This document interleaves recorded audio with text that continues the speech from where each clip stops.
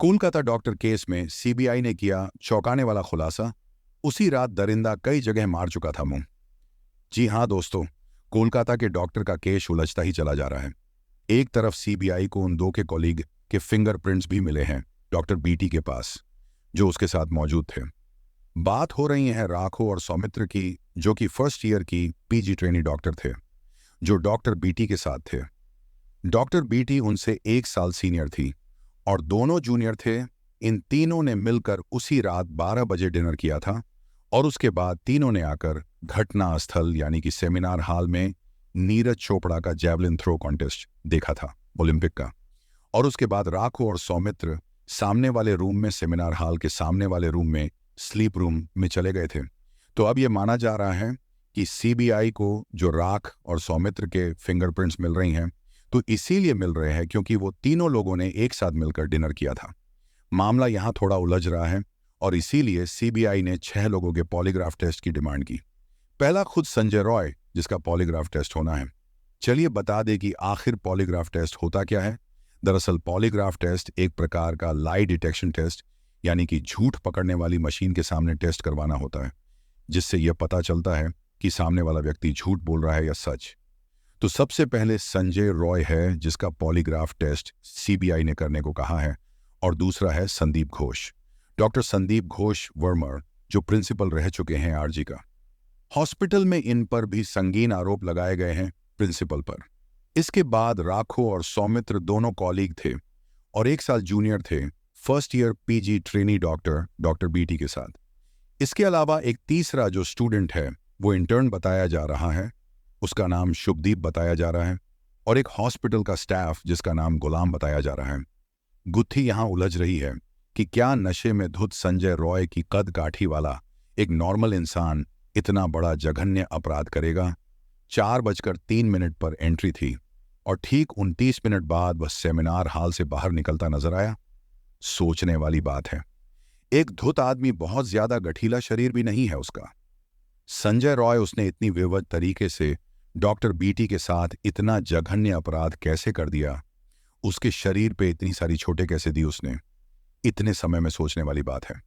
दूसरा संदेह का कारण यह भी है कि सेमिनार हॉल चलो ठीक है, साउंड प्रूफ बनाया गया है, लेकिन फिर भी उस फ्लोर पे इतने लोग मौजूद थे। 2 पीजीटी डॉक्टर थे, एक इंटर्न मौजूद था, गुलाम का आना जाना चल रहा था। उसके बावजूद वहां पर किसी ने चिख पुकार नहीं सुनी। ये सोचने वाली बात है। और जो दिख रहा है केस, एक ही सस्पेक्ट है और एक ही आरोपी है और शायद एक ही मुजरिम है। ये जितना सिंपल दिख रहा है, ये उतना है क्या, ये सोचने वाली बात है। क्योंकि डॉक्टर बीटी के माता पिता ने भी कुछ आरोप लगाए हैं, उन्हें भी कुछ संदेह है, और इसीलिए सीबीआई ने 6 लोगों को पॉलीग्राफ टेस्ट की बात कही है, लाई डिटेक्शन टेस्ट की बात कही है। देखिए दोस्तों, पॉलीग्राफ टेस्ट जो लाई डिटेक्शन टेस्ट होता है, ये नार्को टेस्ट से बिल्कुल अलग है। नार्को टेस्ट में अलग अलग तरह की कुछ मेडिसिन दी जाती है, जिससे कि सस्पेक्ट सुध बुध खो बैठता है और उससे फिर पूछता की जाती है। जो दिमाग का पर्दा होता है, फिल्टर होता है, वह नशे की वजह से पूरी तरीके से खुल जाता है, जिससे सच और झूठ इसके बीच में दिमाग जो बिल्कुल ही डिफरेंस नहीं बता पाता, जो होता है वही बोलने लगता है। नार्को एनालिसिस के दौरान नार्को टेस्ट एकदम अलग होता है। यहां पर 6 लोगों का जो टेस्ट किया जा रहा है वह लाई डिटेक्शन टेस्ट जरूर है, पर वह वो नार्को टेस्ट नहीं है। पॉलीग्राफ टेस्ट किसे कहते हैं दोस्तों? पॉलीग्राफ टेस्ट वह होता है जब जिससे पूछताछ होनी है उसे सामने बैठाया जाता है और उस इंसान के शरीर पर तमाम तरह के सेंसर लगा दिया जाता है, जिससे सेंसर उसके हार्ट बीट को मॉनिटर करते हैं। कुछ इसकी शरीर में हो रही कंडक्टिविटी को मॉनिटर करता है। इसके अलावा non verbal science of communication को भी देखा जाता है। नॉन वर्बल संकेत उन्हें कहा जाता है जो अपने आप शरीर देना शुरू कर देता है। जी हां दोस्तों, जब कोई सच छुपा रहा होता है या झूठ बोल रहा होता है तो उसका शरीर इशारे करता है। इन इशारों को समझ लें जो नॉन वर्बल कम्युनिकेशन एक्सपर्ट होता है। इसमें बॉडी लैंग्वेज का बहुत बड़ा रोल होता है, जैसे आंखों का मूवमेंट, झूठ बोलते वक्त किसी चीज की कल्पना करके बोले गए झूठ को सिंथेसाइज जब किया जाता है। बताया जाता है दिमाग में तब आंखों का मूवमेंट अलग होता है, शरीर अलग तरीके मूव करता है। अगर किसी चीज को छुपाने या दबाने की कोशिश की जाती है तो शरीर एंग्जाइटी के साइन दिखाता है, मतलब घबराहट के साइन दिखाता है, जैसे पैरों का हिलना, हाथों का कांपना, आंखों को ना मिला पाना, बार बार हकलाना या अटकना, ऐसे कई तरह के संकेत होते हैं।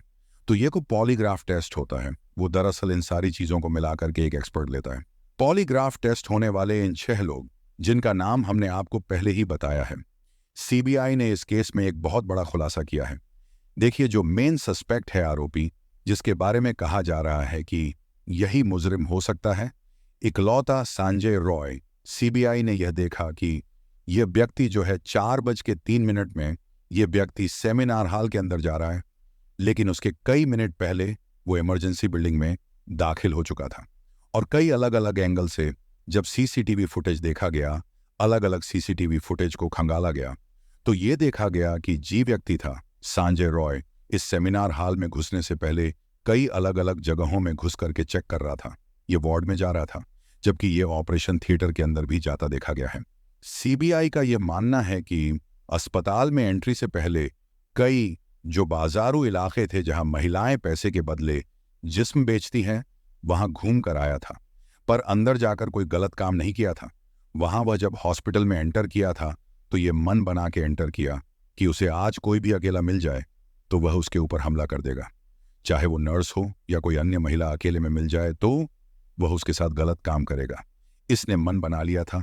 ये सीबीआई में खुलासा किया है।